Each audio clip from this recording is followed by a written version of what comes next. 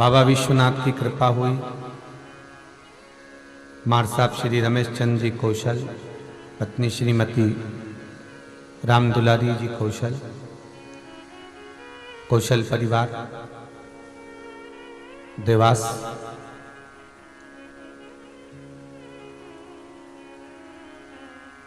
कहीं पुण्य की गुल्लक जब भराती है तब जाकर कहीं हमारे हाथों से सत्कर्म हो पाता है।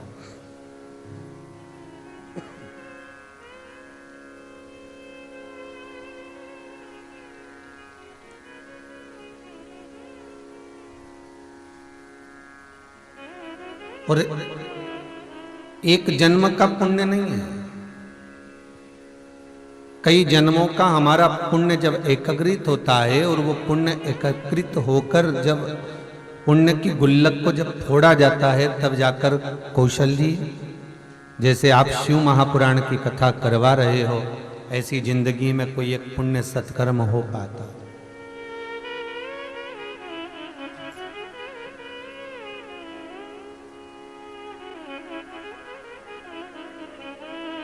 कहीं मानव का जन्म मिल भी गया, मनुष्य की देह प्राप्त भी हो गई,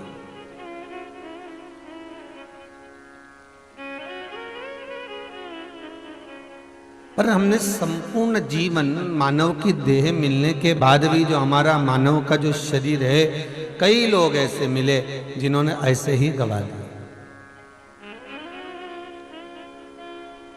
आप सब तो भाग्यशाली हैं जो भगवान देवाधिदेव महादेव की कथा को श्रवण कर रहे हैं। आप कुबेरेश्वर महादेव की इस पावन धरा पर आकर बैठकर भी कथा को सुन रहे हैं, और कई लॉकडाउन के चलते हुए, कोरोना महामारी के चलते यहाँ इतनी भीड़ तो कोई ना कर सकते, पर अपने घरों में बैठकर आप जो पावन कथा सुन रहे हैं, ये आपका पुण्य है जो भगवान शिव ने स्वयं कृपा कर कर हमको प्रदान करा।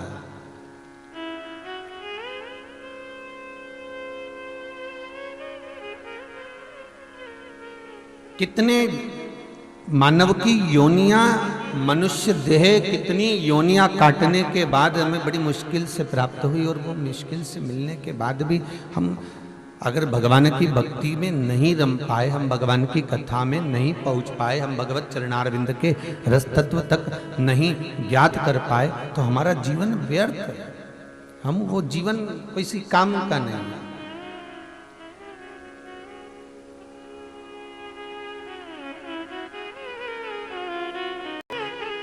फिर इस देह में हमने करा क्या?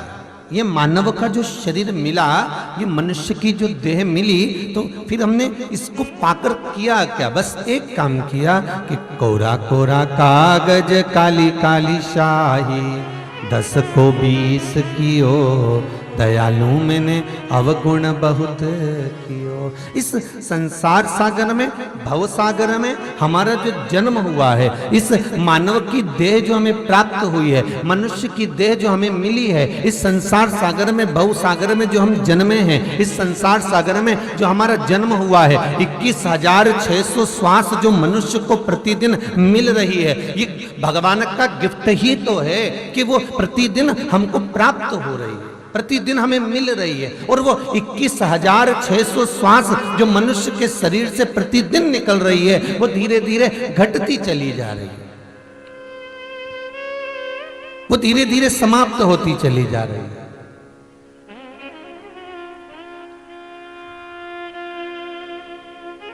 एक जन्मदिन आता है तो लोग सोचते हैं कि बड़ी खुशी का दिन। अरे भाई, दुख का दिन है कि हमारा 1 साल कम हो गया, हमारी घड़ी पल कम हो रही है, हमारा समय कम हो रहा है।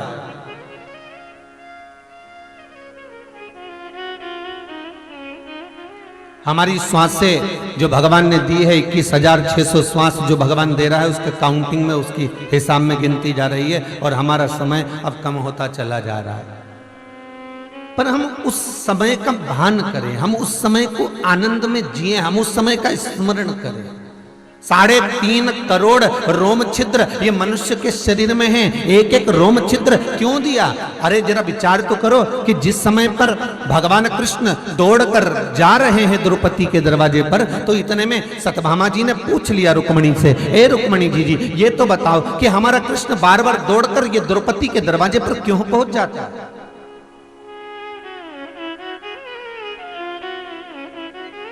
हमारा कृष्ण ये द्रौपदी के दरवाजे पर बार बार क्यों जाता है? ना जाने द्रौपदी से ऐसा क्या लगाव है कृष्ण का, जब देखो जब भाग जावे, जब देखो जब भाग जावे। महाराज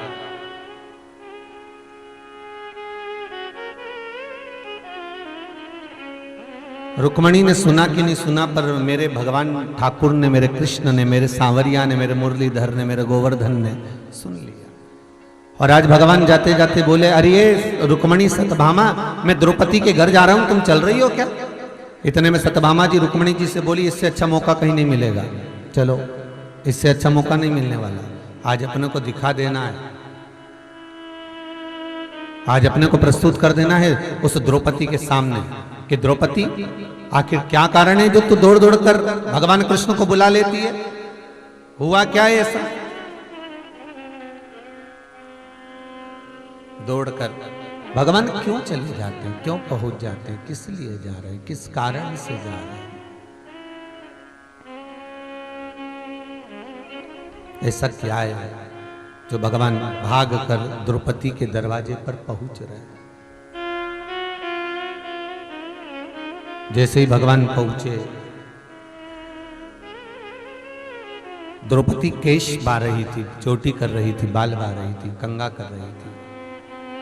और द्रौपदी जब कंघा कर रही है तो भगवान ने पूछ लिया, द्रौपदी तुम क्या कर रही हो? अरे कर क्या रही हो तुम? द्रौपदी कहती है, भैया बस चोटी कर रही हो। अरे तो तुझे चोटी करने की क्या जरूरत है? ये तेरी दो दो भाभियां आई तो हैं, ये चोटियां करेंगी तेरी।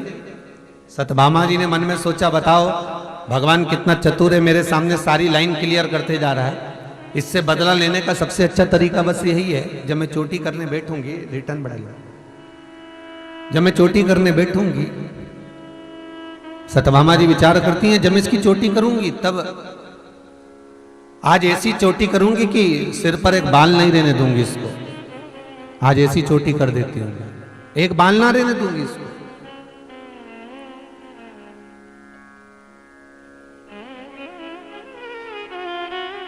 सत्यभामा जी तेल लगाने के लिए बैठी, सत्यभामा जी तेल लगाने के लिए बैठी, और जैसे सत्यभामा जी द्रौपदी के बालों में तेल लगाने के लिए बैठती है,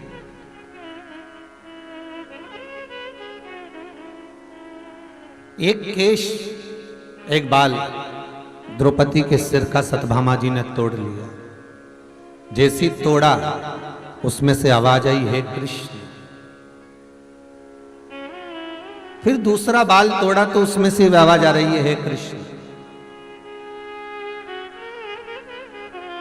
द्रौपदी के सिर का जब तीसरा बाल तोड़ा तो उसमें से आवाज आ रही है, कृष्ण। समझ में नहीं आया। सत्यभामा जी ने रुक्मणी से कहा कि कृष्ण के आखिर नाम का उच्चारण द्रौपदी के इन केशों से, इन बालों से क्यों हो रहा है?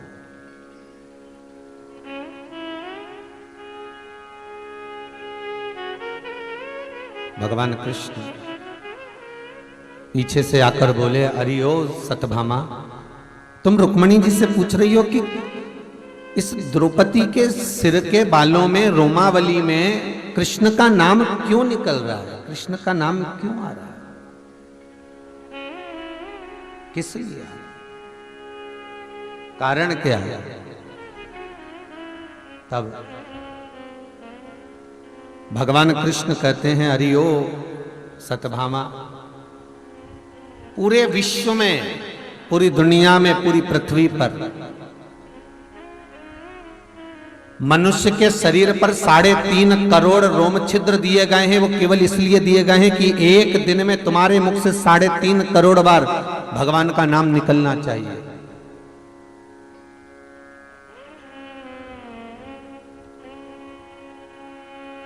3.5 करोड़ बार भगवान का नाम एक दिन में मनुष्य के मुखाग्रविंद से निकलना चाहिए। अब बोलो रे भाई, इस संसार में कौन है जो 3.5 करोड़ बार भगवान का नाम लेता होगा एक दिन में?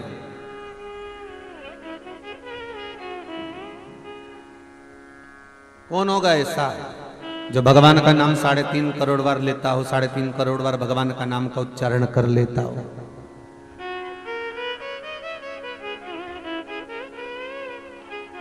पर भगवान कृष्ण कहते हैं, अरे ओ सतभामा, पूरे दुनिया में, पूरी पृथ्वी पर, पूरे भूमंडल पर केवल एक ही है और वो है द्रौपदी। केवल एक द्रौपदी।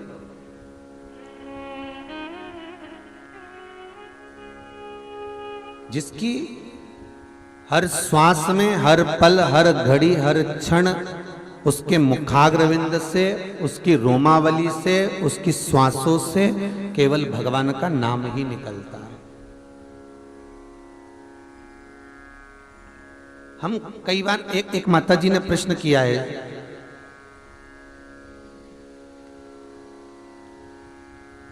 पटना से हैं, उनके बेटे का नाम ओम है। रिटर्न बढ़ाइए, रिटर्न। उनके बेटे का नाम ओम है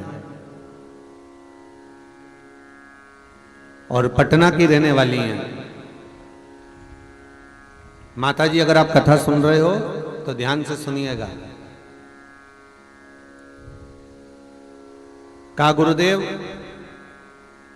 हम संपूर्ण जगह पर होकर आ गए, परंतु सुख का भान नहीं है।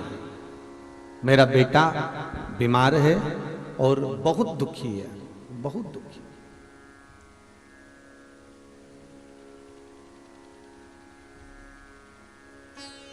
उसकी वोमिटिंग बंद नहीं हो रही।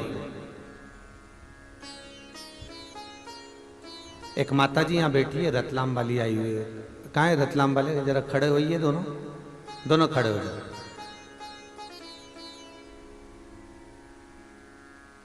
कहां से आए हो आप लोग? अमरेठा। जरा माइक दीजिएगा।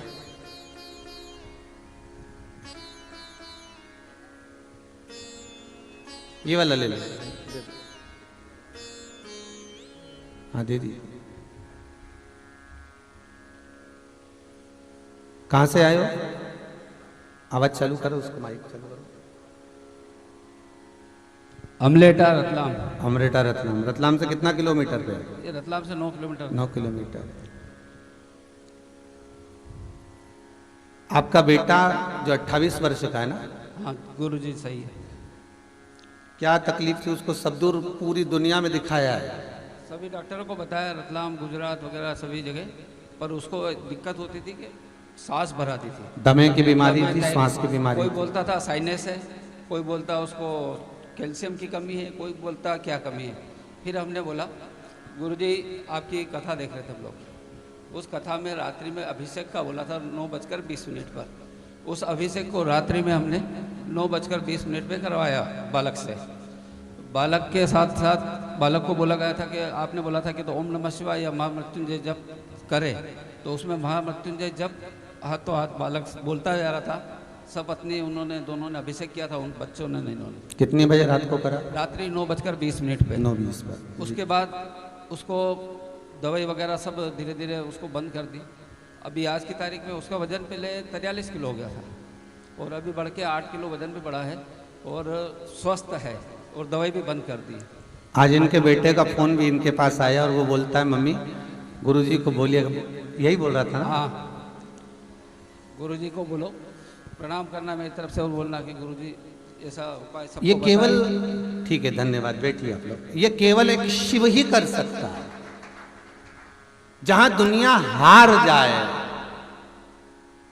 संपूर्ण जगत में जब कहे ना, डॉक्टरों का भी एक और डॉक्टर बैठा हुआ है और वो मेरा विश्वनाथ, मेरा शंभू, मेरा त्रिकालदर्शी, मेरा कैलाशी बैठा हुआ। जब आप सब जगह से हार जाएं तो पटना वाली बहन, आपका बेटा ओम वोमिटिंग पर वोमिटिंग कर रहा है, डॉक्टर कोई सब इलाज कर दिए हैं, तो एक निवेदन हमारा भी स्वीकार करना, घर में जिस दिए से आप शंकर जी की या भगवान की आरती उतारते हो वो दिया आपके घर में होगा, दीपक होगा।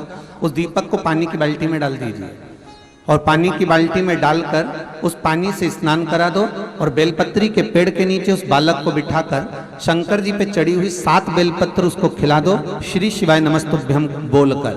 और 2 दिन के अंदर बताओ कि वोमिटिंग बंद हुई कि ना हुई। केवल शिव का स्मरण करना है। यहां विश्वास आपको सियोर वाले महाराज पे नहीं करना है, आपको यहां विश्वास सियोर वाला गुरुजी पे नहीं करना है, आपको तो केवल शंभू पर विश्वास करना है। आपको तो केवल एक शिव का स्मरण, केवल शंकर का नाम, केवल शिव का भाव।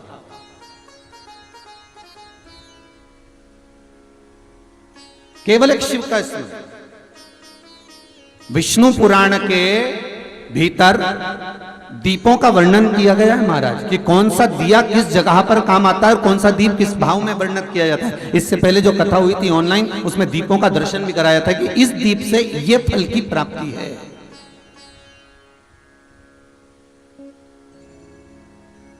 इस दीप से ये हो सकता है, आवाज दब रही है भाई, इस दीप से ये स्मरण हो सकता है, इस दीप से ये फल की प्राप्ति हो रही है, वर्णन किया था।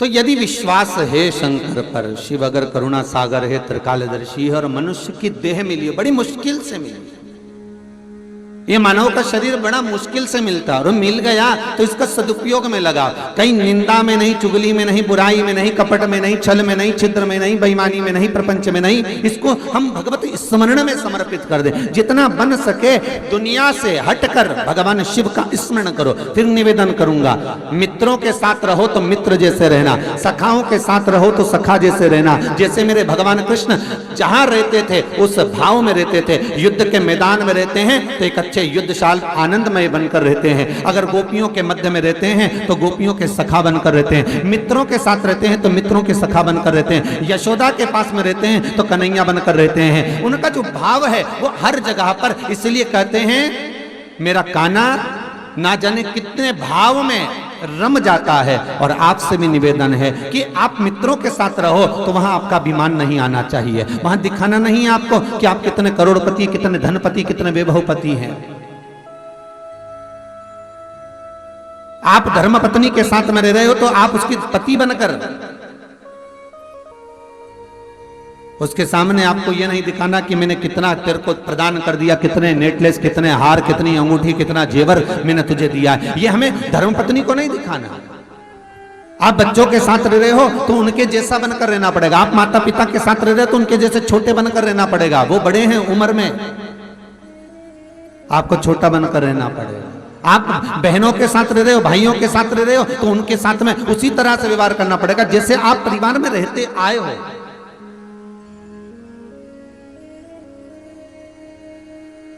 कई लोग हमसे भी कह देते हैं महाराज, गुरुजी अब आपकी कथा बहुत होने लगी सब जगत जगत में, अब आपको जरा ये इधर उधर शादी पार्टी इसमें उसमें नहीं जाना चाहिए। हमने कहा मन हमारा, व्यास पीटते हैं तब तक व्यास जी नीचे उतरे तो प्रदीप मिश्रा ही हैं।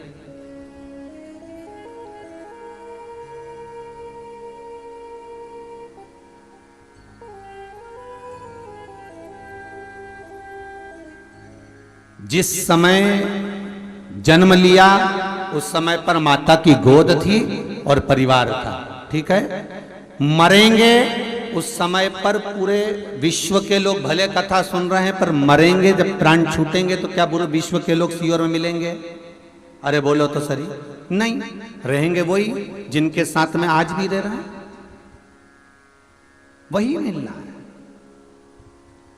आप कितने भी अवधे पर पहुंच जाओ, आप कितनी भी उन्नति पर पहुंच जाओ, आप कितनी भी आपके वैभव पर, मेरा द्वारका नाथ, मेरा द्वारकाधीश द्वारका का राजा बनकर बैठे हैं, द्वारका के राजा। और जिस समय पर स्वयं राधा नंद बाबा और यशोदा को लेकर, गोपी और ग्वालों को लेकर कुरुक्षेत्र की भूमि पर पहुंचती हैं तो मेरा कन्हैया राधा से मिलने के लिए 2 घंटे तक मार्ग में खड़ा रहा, 2 घंटे तक कि राधा यहां से निकलेगी। फिर खबर पहुंचाई, ललिता देखो जरा राधा निकल कर जा रही है क्या? अरे विशाखा जरा देखो राधा कितनी देर में आ रही है। राधा का इंतजार कर रहे हैं। तो द्वारकाधीश के द्वारपाल कहते हैं आप द्वारका के नाथ हो और एक साधारण सी गोपी के लिए घंटों से इंतजार कर रहे हो। भगवान कहते हैं वो गोपी साधारण नहीं है, वो गोपी सहज नहीं है, वो गोपी साधारण नहीं हो सकती।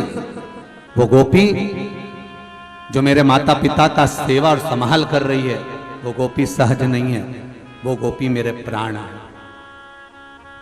रहो परिवार में, कुटुंब में, कबीले में, नातों में, रिश्तों में, परिवारजनों में, मित्र सखाओं में, बिल्कुल अलमस्त हो।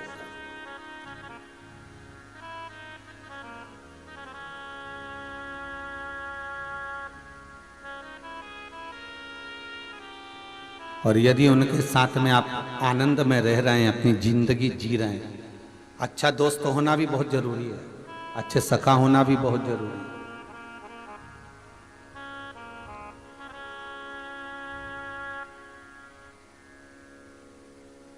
अभी ये चैनल वाले भैया लोग आए हैं यहाँ कैमरा ले लेके 4-5, अब इनमें से 5-6 में से अगर एक मुसद्दी लाल निकल जाए तो बहुत गुस्से वाला, क्रोध वाला, चिड़चिड़ा, तो ये 4-5 जितने कमरे में रहते हो, एक कमरे में तो इनका तो जीवड़ा नहीं लगेगा, कहाँ इसको पकड़ के लिया है रे, सही है कि गलत है।